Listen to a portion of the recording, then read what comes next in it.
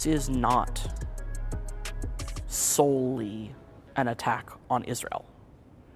This is an attack on every Jewish person.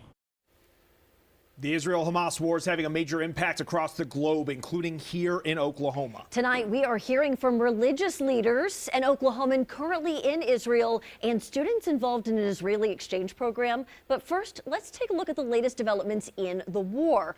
Israel hitting Gaza with airstrikes in its ongoing counteroffensive after Hamas terrorists killed more than 1,000 people in Israel. The United Nations says Israel's airstrikes hit a marketplace and mosques, killing dozens of people. 2 hospitals, schools, and other infrastructure were hit. Israel is readying tanks in the southern part of the country near the border with Gaza for possible ground operations. Hamas continues to launch missiles into neighboring Israeli cities and is holding an unknown number of hostages in Gaza. The Biden administration believes at least 20 or more Americans are unaccounted for in Israel. National Security Advisor Jake Sullivan emphasizes that numbers of Americans that are missing, not necessarily hostages. He also notes the number could change as officials gather more information. We will work hour by hour, both to determine whether we can account for any of those Americans or to confirm exactly what the number of Americans are being held hostage, and we will come back to you with that information as soon as we have it. President Biden confirmed 14 Americans were among those killed in Hamas attacks during the weekend. He describes the attack as, quote, an act of sheer evil. Oklahomans are reacting to the Israel-Hamas war, especially religious leaders. Fox 25's David Chazanoff joins us live from the Emmanuel Synagogue in Oklahoma City. So, David, what did they have to say about this situation? Adam and Wendy, Rabbi Abby Jacobson says there are multiple sides to this terrifying story. Some people are watching what's happening from Oklahoma, while others are actually in Israel right now. Well, I don't know if I would call it being scared, but very unsettled. Blanchard pastor Mark Dunning traveled to Israel with his wife to sightsee, only to have his trip interrupted by a war. But that first day, I think they shot and fired maybe 5,000 rockets. He says about 15 to 20 rockets went his direction, but Israel's Iron Dome intercepted them, keeping him out of harm's way. And we still had to take cover because of shrapnel or anything, that might fall out of the sky. Now Dunning is staying in a secure compound 45 miles from the terror. I just want my friends and my family and my congregation to know that we're okay, and we plan to see you by Sunday. Back in Oklahoma, faith leaders like Rabbi Abby Jacobson at Emmanuel Synagogue are trying to convey a message to their congregation about what's happening. And our message has been a constant one of hope and prayer and of taking care of each other, whatever anyone is feeling. Jacobson says this conflict shouldn't be described as Israel versus Palestine. There are so many sides to this story, and reducing it down to Palestinians versus Israelis is not doing this justice and is not giving just due to any of the lives that have been jeopardized or lost, people who have been injured, people who are missing loved ones. Everyone deserves compassion. Dunning says when he's finally back in town, he plans to tell his church how they should be accepting of others. Palestinians aren't bad, and Israelis aren't bad. And that people need to be given the same equal chance to be who they are.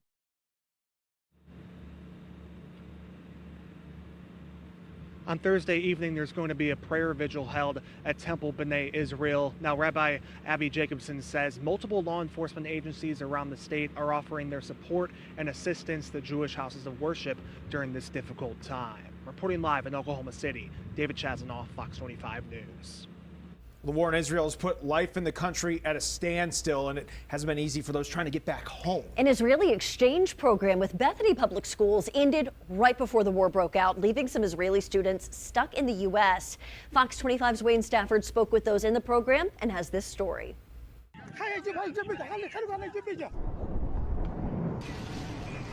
In just a few days, areas between Gaza and Israel have unfolded into a dire and tragic conflict.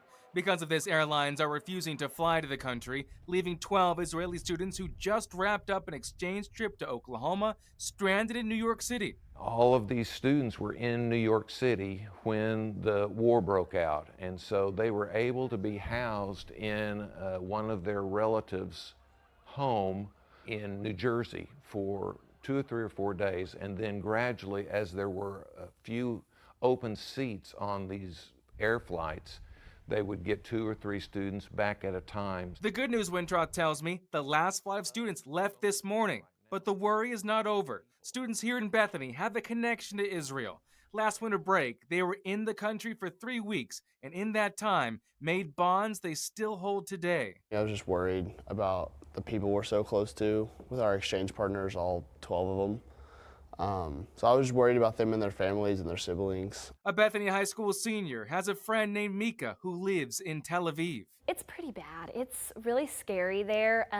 They do have a bomb shelter in their house. They're not allowed outside. She is not allowed to hang out outside with her dogs. You know, she lets them out and she comes back in because it's not safe, and certain things like that. So life is just pretty different. This is the first major instance of my generation to experience something with terrorists. I wasn't born during 9/11, and so just seeing something like this firsthand is kind of an awakening moment. In their trip, they got the chance to go to the border wall with Gaza, to a place called Pathway to Peace, and made ceramic tiles for the wall. I honestly think that putting those tiles on the wall shows that we have faith, no matter what happens, that it's going to work out. Wayne Stafford, Fox 25 News. Wintroth tells us the next trip to Israel was supposed to be this December, but it's officially on hold right now. And happening next Tuesday, the Oklahoma-Israel Exchange is holding a night to stand with Israel at the First Americans Museum. You can find more information on OKCFox.com. Oklahoma showing support for Israel at the state capitol. It was lit up blue and white last night, and Governor Kevin Stitt ordered flags to be flown at half-staff. The governor says this sends a clear signal that Oklahomans stand firmly with the people of Israel as they endure unimaginable hardships. Oklahoma lawmakers showing their support for Israel on social media, with some also raising concerns over the Biden administration. Congressman Tom Cole shared this post saying there's no room to sympathize with Hamas's barbaric attacks on innocent civilians. He says America has always remained Israel's longest and most loyal ally. We also had this from Mark Wayne Mullen, who chimed in saying the U.S. stands with Israel, while adding, we can't abandon Americans in Israel the way that Joe Biden neglected citizens in Afghanistan. And Senator James Lankford also chiming in, saying he's praying for the people of Israel who are facing unbelievable attacks by Iranian-backed terrorist group. And Congressman Kevin Hern is also chiming in here, saying any ties between members of the Biden administration and the Iranian regime need to be investigated. He says answers are urgent after the Hamas terrorist attacks that many claim could be tied to Iran. Well, the White House says it has not seen any evidence that Iran helped plan or direct the Hamas attack. National Security Advisor Jake Sullivan emphasizes the Biden administration still believes Iran is complicit. He cites Iran's support for Hamas through funding and military training. Sullivan says the administration is working with its Israeli counterparts on this issue. While Iran plays this broad role, sustained, deep, and dark role in providing all of this support and capabilities to Hamas, in terms of this particular gruesome attack on October 7th, we don't currently have that information. Sullivan was also pressed on why Israel was not able to anticipate the attack. He referred the question to Israeli officials. He does note the U.S. did not see anything that suggested an attack of this type was going to unfold any more than the Israelis did. The Secretary General of the United Nations is calling for an immediate cease in attacks and the release of all hostages. I recognize the legitimate grievances of the Palestinian people, but nothing can justify these acts of terror and the killing, maiming, and abduction of civilians. Antonio Guterres urges both sides to allow UN access to deliver humanitarian aid to Palestinians trapped in the Gaza Strip. He says Israel has a legitimate need for security, but Palestinians deserve their own state. He's calling for negotiated peace and the long-held vision of a two-state solution to bring stability to the region. President Biden says Hamas is no savior to the Palestinian people, but the exact opposite. Hamas does not stand for the Palestinian people's right to dignity and self-determination. Its stated purpose is the annihilation of the state of Israel and the murder of Jewish people. They use Palestinian civilians as human shields.